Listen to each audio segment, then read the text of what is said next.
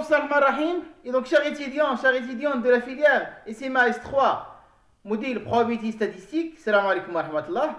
Alors, aujourd'hui, dans le TD4, variable aléatoire à densité, je vais vous exposer la correction des exercices 1 et 2. Alors, je commence par l'exercice 1. Et donc, soit Z une variable aléatoire réelle qui suit la loi normale, sont très réduites, qu'on note grand N, 0,1.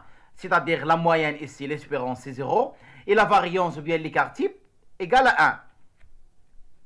Alors, première question, déterminer la probabilité que Z soit inférieur ou égal à 2,37. La probabilité que Z soit inférieur strictement à moins 2,37. La probabilité que grand Z soit supérieur strictement à 2,37. La probabilité que la valeur absolue de Z soit inférieure strictement à 2,37. Et la probabilité que Z appartient à l'intervalle moins 1,88 et 0,36. Effectivement, puisqu'ici j'ai une loi normale sur très réduite, alors pour calculer ces probabilités-là, qu'est-ce qu'on va faire? On va utiliser la table statistique qui est associée à une loi normale 0,1. Alors voilà ce qu'on appelle une table statistique de la loi normale, sont très réduites. Et donc voilà, c'est un grand tableau. Et donc vous avez ici le petit z, c'est-à-dire la valeur où on va évaluer la probabilité. Par exemple, ici, regardez, la probabilité que grand Z, voilà, et loi normale sont très réduites, inférieure strictement à un petit z. Et donc voilà, notre petit z, elle est là. Alors vous voyez, il y a une ligne, et effectivement, il y a une colonne.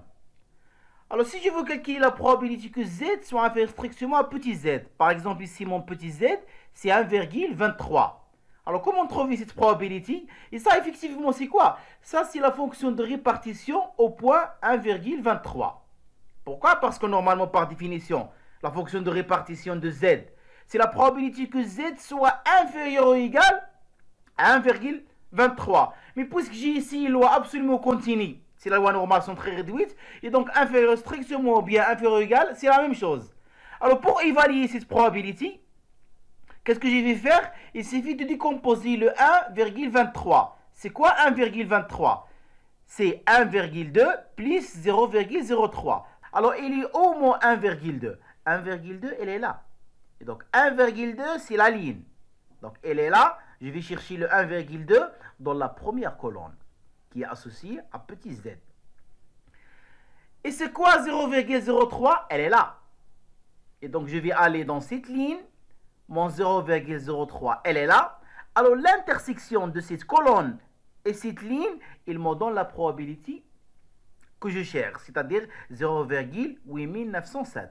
Et donc, voilà. La probabilité que grand Z soit inférieur strictement ou bien inférieur ou égal à 1,23, puisque j'ai une loi ici absolument continue, et donc inférieur strictement ou bien inférieur ou égal, c'est la même chose. Égale 0,8907. C'est-à-dire la fonction de répartition des lois normales sont très réduites au point 1,23. Ça donne quoi exactement? C'est 0,8907. Alors ça y est, puisque vous avez compris le trick, ça y est, je vais calculer les probabilités demandées dans l'exercice 1. Et comme j'ai signalé, je note grand phi, si la fonction de répartition des lois normales sont très réduites. Voilà, grand N, 0,1. Alors, première probabilité. La probabilité que Z soit inférieur ou égal à 2,37. Alors, par définition, c'est la fonction de répartition au point 2,37.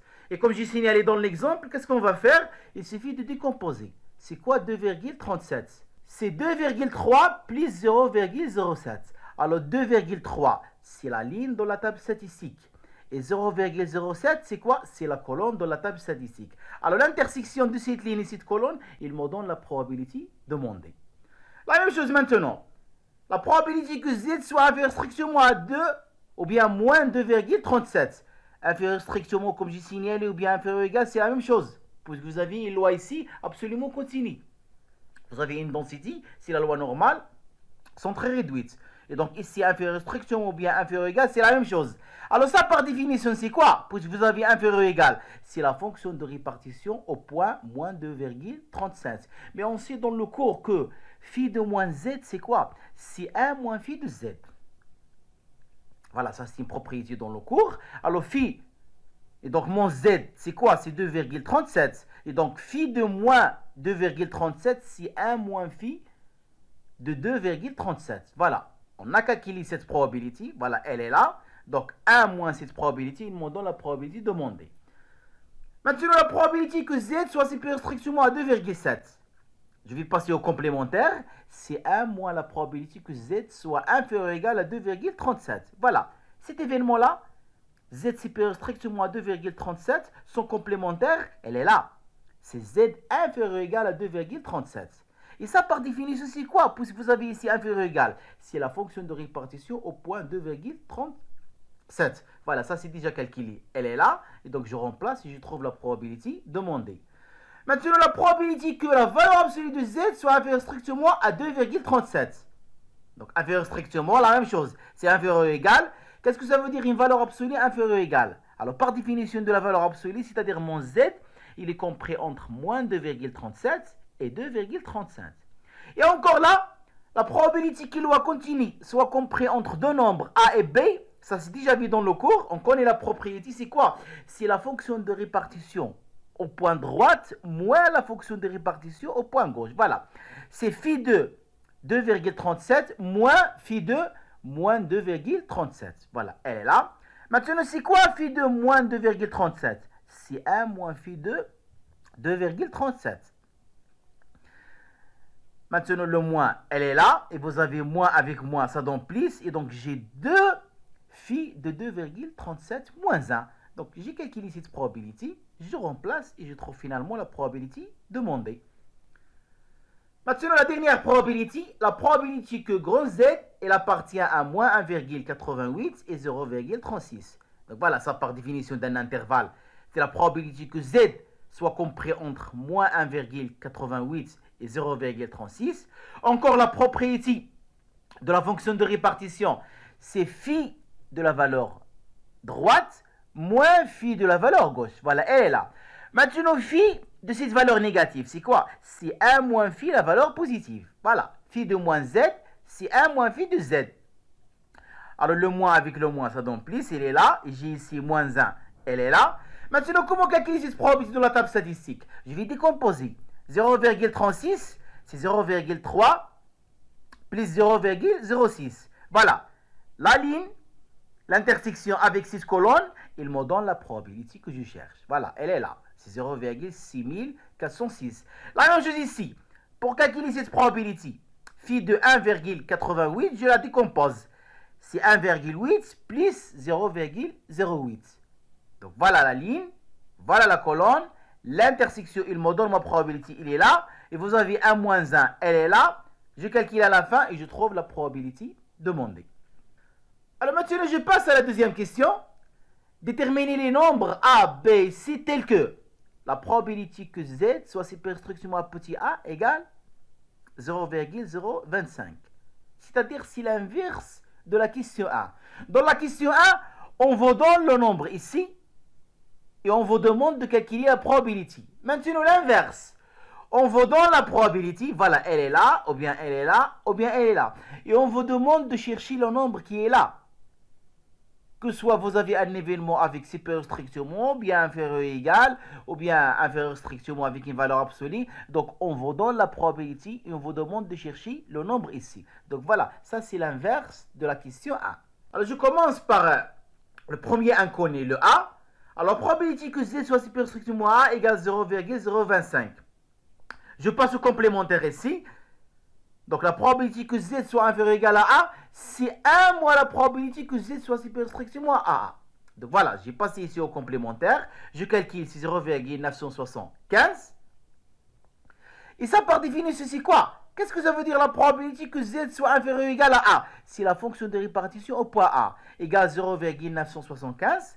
Alors la même chose, je vais aller à la table statistique. Maintenant, voilà, j'ai la probabilité. Elle est à l'intérieur.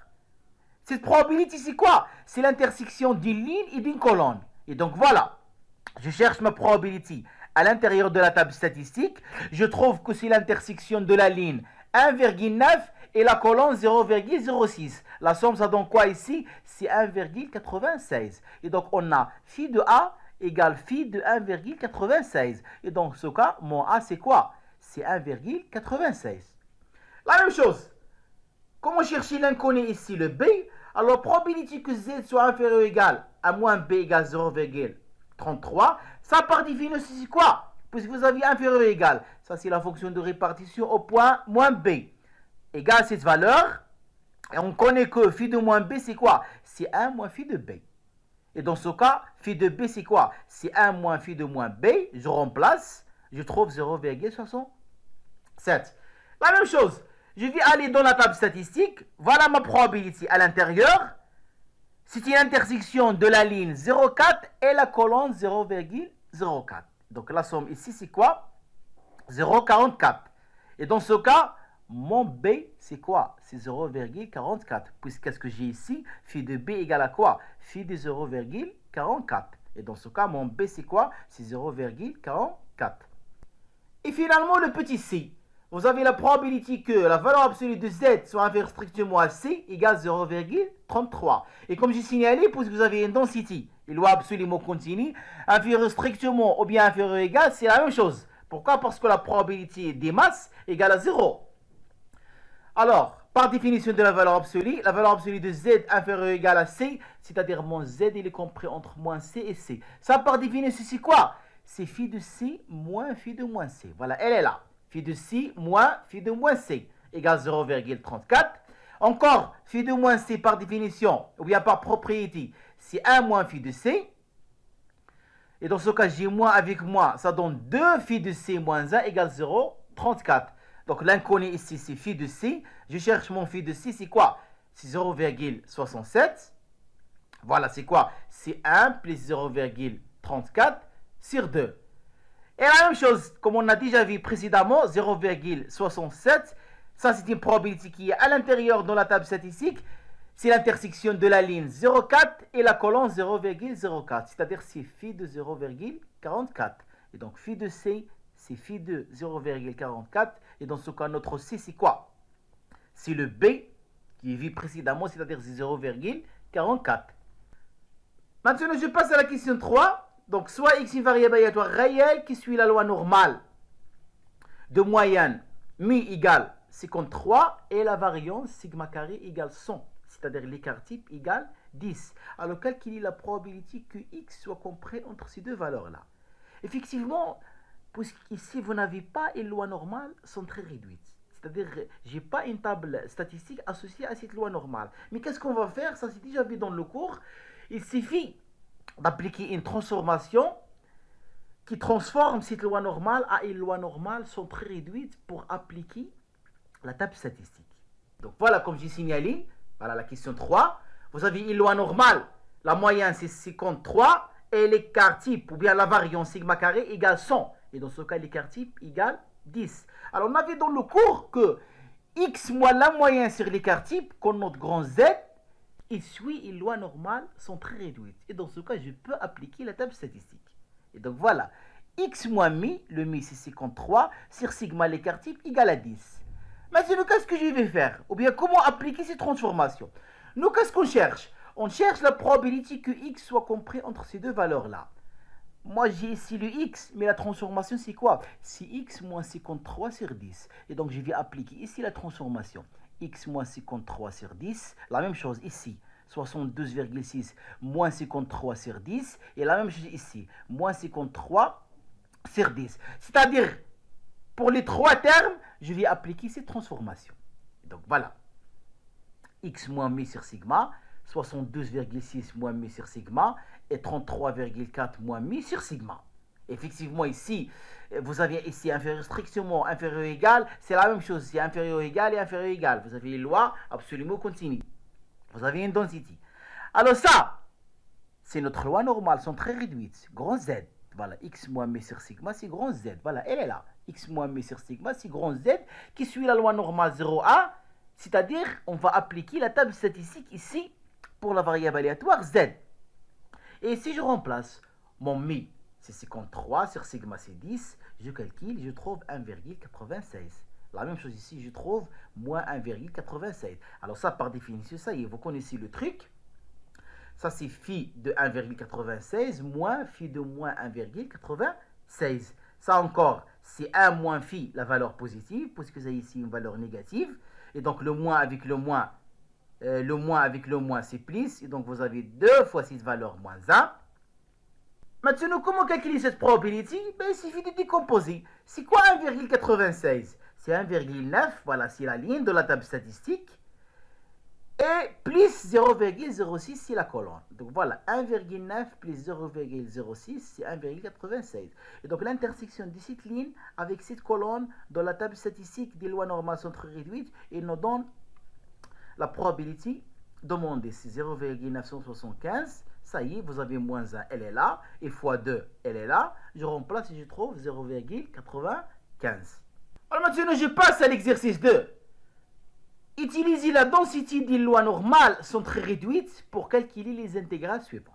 Donc voilà, vous avez la première intégrale, c'est l'intégrale de 0 à plus l'infini exponentielle moins x carré dx.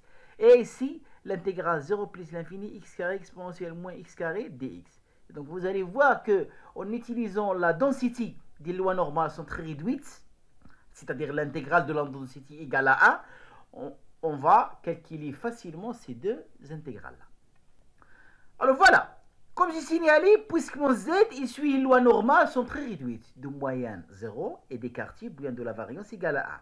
Alors dans ce cas, la densité, voilà, ça par définition, la densité c'est quoi? La densité de z, on a un point x, c'est quoi? C'est 1 sur racine de pi exponentielle moins x carré sur 2. Donc ça c'est le cours. Vous avez les lois normales sont très réduites, voilà sa densité. Alors puisque f indice z c'est une densité, et donc l'intégrale sur r, donc l'intégrale de moins l'infini à plus l'infini de cette densité, on a un point x fois dx égale à 1. Je remplace, voilà la densité, elle est là, exponentielle moins x carré sur 2, normalement 1 sur racine de p, donc puisqu'ici vous avez 1, je vais multiplier par racine de p, voilà, elle est là. Maintenant regardez, cette fonction elle est paire. Donc voilà, l'image de moins x, c'est l'image de x. Alors puisque c'est une fonction paire, l'intégrale de moins l'infini à plus l'infini, ça donne quoi? C'est 2 fois l'intégrale de 0 à plus l'infini. Voilà, ça c'est une propriété que vous connaissez facilement. L'intégrale de moins l'infini à plus l'infini, ici vous avez une fonction paire, c'est simplement quoi? C'est 2 fois l'intégrale de 0 à plus l'infini. C'est-à-dire que je vais travailler avec les valeurs positives tout simplement. Égale racine de p. Et dans ce cas, cette intégrale égale à quoi? C'est racine de p sur 2. Voilà, elle est là. C'est racine de p sur 2. Alors, qu'est-ce que je vais faire ici? Regardez. Moins x carré sur 2, c'est moins x sur racine 2, le tout au carré. Donc, ça, c'est simple. Je vais poser x sur racine 2, je vais le poser x'. Donc, voilà, je vais faire un changement de variable ici. Alors, x', alors les bornes. Lorsque x égale à 0, x' égale à 0. Et lorsque x tend vers l'infini, x' tend vers l'infini. Donc, je vais garder les mêmes bornes, de 0 à plus l'infini. Dx, ou bien c'est quoi ici dx'? C'est dx c'est racine 2. C'est-à-dire c'est quoi mon dx? C'est racine 2 fois dx'. Et moins x c'est racine 2, c'est quoi? C'est moins x'. Alors voilà, normalement ici, qu'est-ce que j'ai? J'ai x', après simplification. Mais puisque je travaille avec des variables miettes, et donc à la fin, gardez ici x' ou bien x, c'est la même chose. Et donc finalement, on a trouvé que l'intégrale de 0 à plus l'infini exponentielle moins x carré dx égale à quoi? Égale racine p sur 2. Et effectivement, puisque c'est une fonction paire ici, et dans ce cas, l'intégrale de moins l'infini à plus l'infini exponentielle moins x carré dx égale tout simplement racine p. Et donc vous voyez les âges des lois normales, ou bien la densité des lois normales sont très réduites pour calculer quelques intégrales demandées. Alors maintenant, je passe à la deuxième intégrale demandée. L'intégrale de 0 à plus l'infini, x carré exponentielle moins x carré dx. Alors regardez, dans la première intégrale, qu'est-ce que j'ai utilisé? J'ai utilisé que l'intégrale de la densité égale à 1. Mais maintenant, pour calculer cette intégrale, qu'est-ce que je vais utiliser? Je vais utiliser la variance et l'espérance des lois normales. Et donc, regardez, on a 3 trucs. Ou bien l'intégrale de la densité égale à 1, et je peux déduire une intégrale. Ou bien utiliser la variance, ou bien l'espérance de la variable sont très réduites pour calculer une intégrale demandée. Alors, regardez ici. Comment je vais calculer cette intégrale? En utilisant effectivement la variance et l'espérance des lois normales sont très réduites. Puisque votre z et les lois normales sont très réduites, 0, 1. Et donc voilà, l'espérance égale à 0 et la variance égale à 1. Je vais utiliser ces deux termes-là pour calculer cette intégrale. Alors regardez, pour cette fonction, elle est paire. Alors cette fonction, elle est paire. Donc de 0 à plus l'infini, c'est quoi? C'est 1 demi de moins l'infini à plus l'infini. Voilà, dans la première intégrale, on a fait l'inverse. L'intégrale de moins l'infini à plus l'infini, c'était 2 fois l'intégrale de 0 plus l'infini. Maintenant, je fais l'inverse. L'intégrale de 0 à plus l'infini, c'est 1 demi l'intégrale de moins l'infini à plus l'infini. X carré exponentielle moins x carré dx. La même chose. Je vais utiliser le même changement de variable. Je vais poser x, c'est quoi? C'est x', c'est racine 2. Pourquoi? Parce que je veux utiliser la densité des lois normales, sont très réduites. Et donc voilà, avec ce changement de variable, je passe de la variable x à la variable x'. Voilà, elle est là, ça y est. J'ai tout remplacé ici. Alors regardez, ce 2 avec ce 2, c'est 4, elle est là. 1 sur 4, vous avez ici racine 2, je vais le mettre ici. 1 sur racine 2. Et effectivement, ça y est, à la fin, vous avez ici une variable miette, je travaille avec x' ou bien avec x, c'est la même chose. Alors pourquoi j'ai fait ça? Normalement ici, comme j'ai signalé, c'est x', x', x'. Mais puisque vous avez une variable miette, ça y est, je vais retourner à la variable simple. X, x, x. Alors c'est quoi ça? 1 sur racine 2, x carré, exponentielle moins x carré sur 2, dx.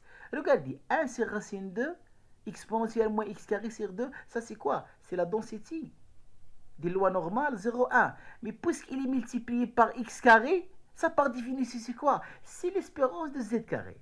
Voilà, l'espérance de z carré, d'après le théorème de transfert, c'est quoi? C'est l'intégrale de x carré fois la densité. Voilà, ça c'est le théorème de transfert. Et on connaît c'est quoi l'espérance de z carré, d'après la formule de Koning. C'est quoi? C'est la variance de z plus l'espérance de z le tout au carré. Alors, puisque vous avez les lois normales sont très réduites, la variance égale à 1 et l'espérance égale à 0. Et effectivement, pour avoir ici la densité, qu'est-ce qui me manque? Il me manque un racine P. Voilà, pour avoir ici la densité des lois normales sont très réduites, je dois ajouter un racine P. Et donc ici, j'ai ajouté racine P et j'ai multiplié par racine P. Voilà, multiplié par racine P. Et ici, puisque j'ai ajouté racine P, ça y est, c'est l'espérance de z carré. Ça, c'est le théorème de transfert. Donc c'est racine P sur 4, voilà, la variance c'est 1, l'espérance c'est 0. Et finalement, je trouve que c'est racine P sur 4. Alors fin et bon courage.